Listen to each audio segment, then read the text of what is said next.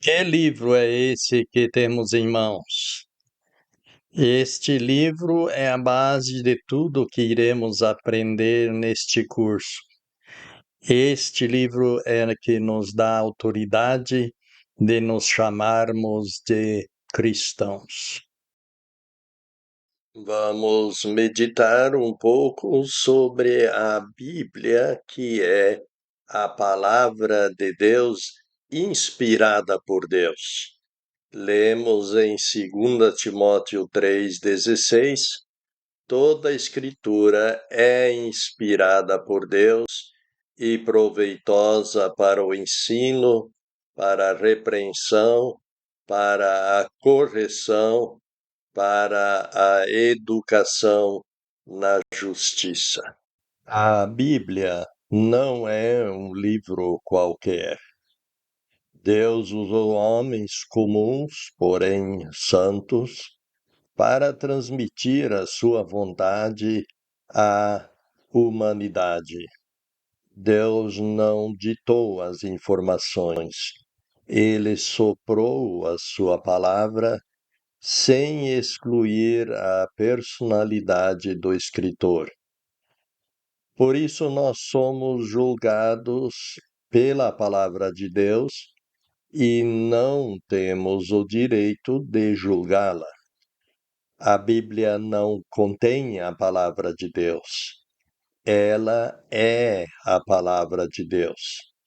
A Bíblia não foi escrita por escritores inspirados, mas foi inspirada, soprada por Deus por meio de escritores santos.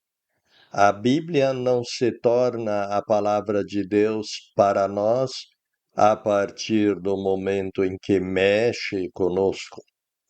Ela é a regra de fé em todas as áreas da vida e para todos os seres humanos. Ela é a autoridade máxima do universo, mesmo se a pessoa não aceitá-la como tal. A Bíblia é a preciosa palavra de Deus. A Bíblia é infalível e preservada.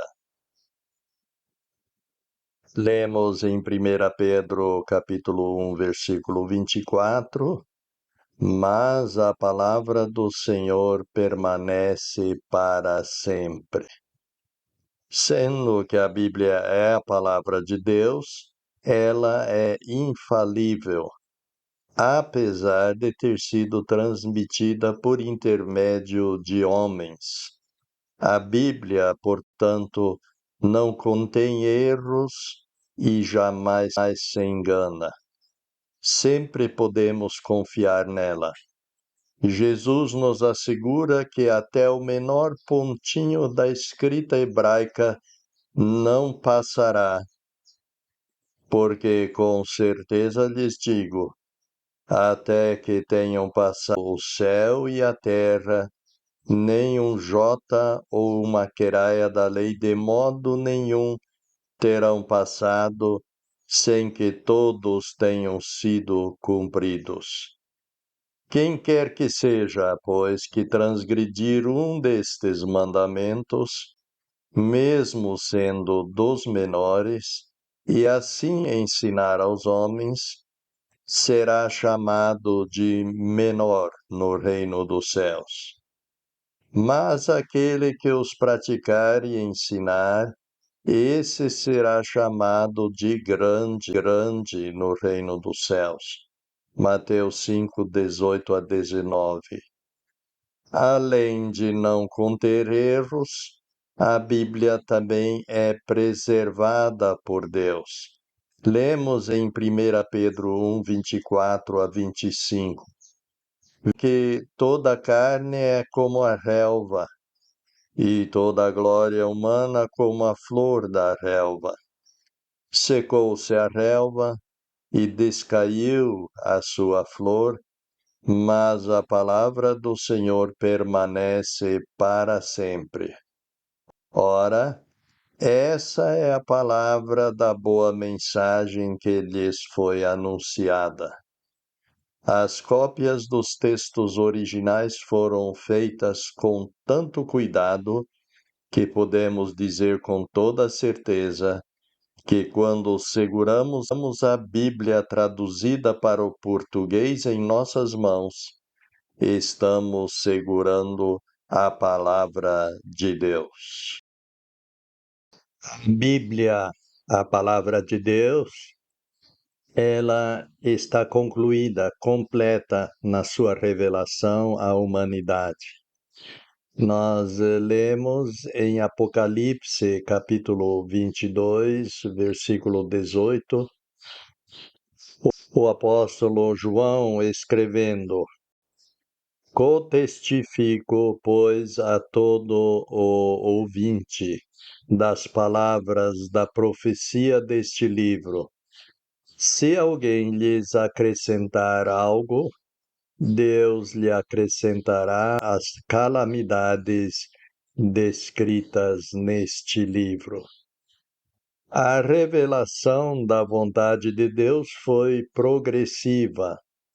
Ela ocorreu em etapas. Ninguém, no entanto, podia reivindicar estar falando a palavra de Deus, a não ser que Deus o tivesse autorizado para tal. Por isso, lemos em Deuteronômio, capítulo 4, versículo 2: "Vocês não acrescentarão à palavra que lhes mando, nem diminuirão dela, para que guardem os mandamentos do Senhor seu Deus, que eu lhes mando." As leis de uma determinada época não são necessariamente válidas para outras épocas.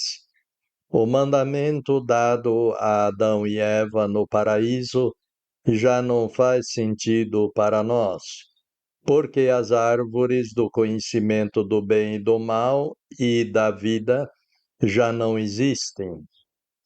Após terem abandonado o paraíso, ficaram dependentes de sua consciência para distinguir entre o bem e o mal. Hoje vivemos na dispensação da graça. Não somos inocentes como Adão e Eva no paraíso, nem dependemos da consciência após a queda. Nem estamos debaixo de um governo humano, nem sob a lei de Moisés, mas somos salvos pela fé e de graça.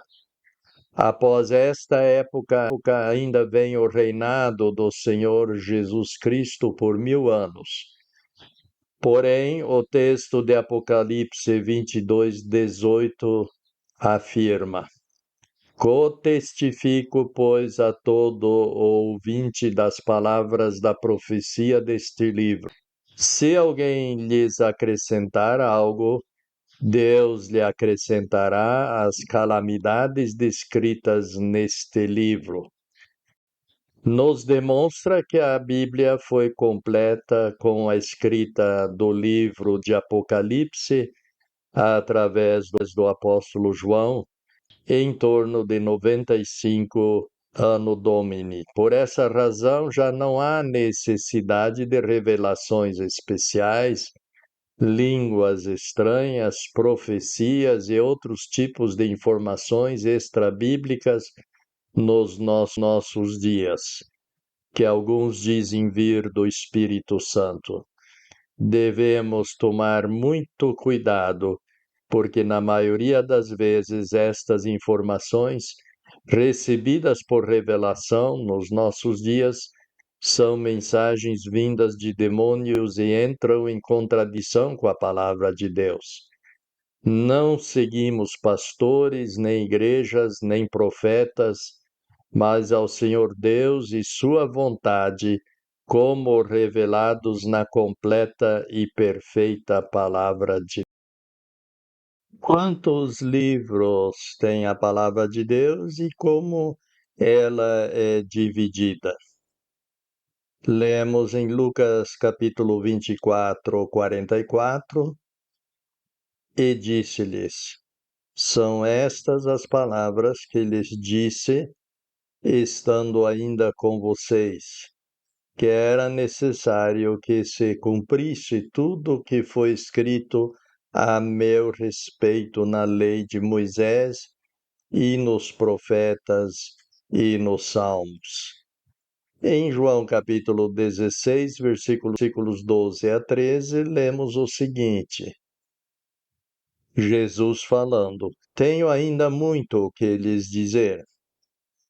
Quando, porém, ele, o Espírito da Verdade, tiver vindo, ele os guiará para toda a verdade. E lhes comunicará o vindouro. No seu total, a Bíblia é composta de 66 livros. Esses compõem uma de duas partes, o Velho ou Antigo Testamento e o Novo Testamento. O Velho Testamento é composto de 39 livros. O Pentateuco, os 5 livros de Moisés, Gênesis, Êxodo, Levítico, Números e Deuteronômio. Os livros históricos são 12, Josué, Juízes, Rute, 1º e 2º Samuel, 1º e 2º Reis, 1º e 2º Crônicas, Esdras, Neemias e Ester. Os livros poéticos são 5, Jó, Salmo, Provérbios, Eclesiastes e o Cântico dos Cânticos. Os grandes profetas são 5 livros: Isaías, Jeremias, Lamentações, Ezequiel e Daniel.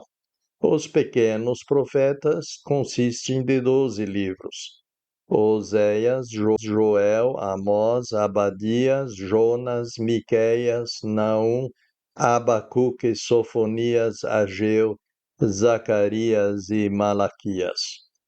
O Novo Testamento é composto de 27 livros. Livros históricos são os 4 evangelhos descrevendo a vida do Senhor Jesus Cristo, Mateus, Marcos, Lucas e João, e a descrição da história do início da igreja, o livro de Atos.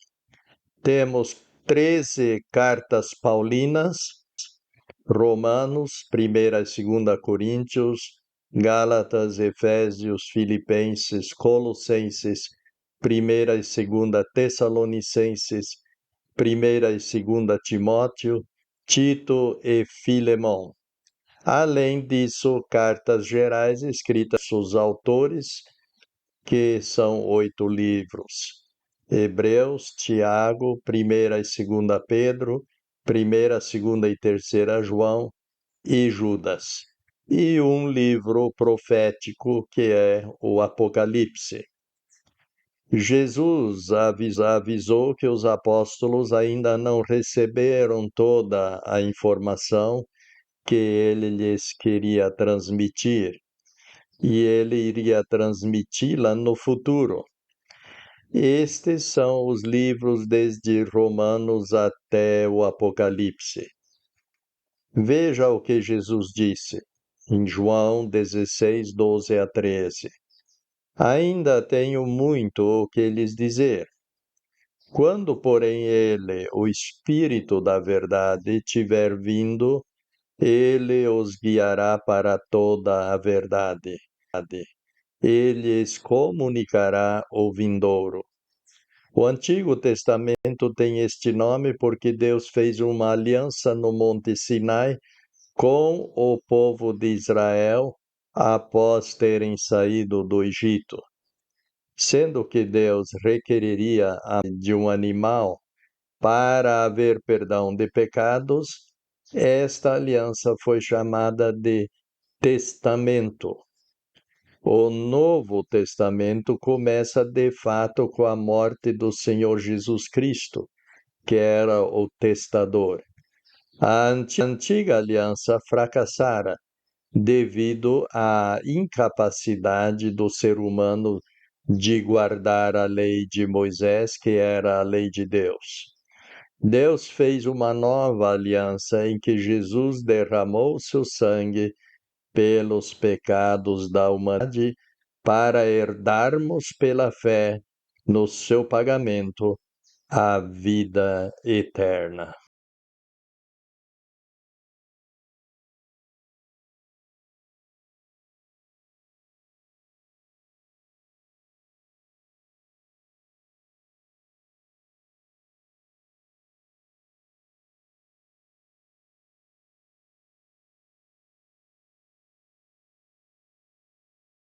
A Bíblia é um livro extraordinário, um livro sobrenatural.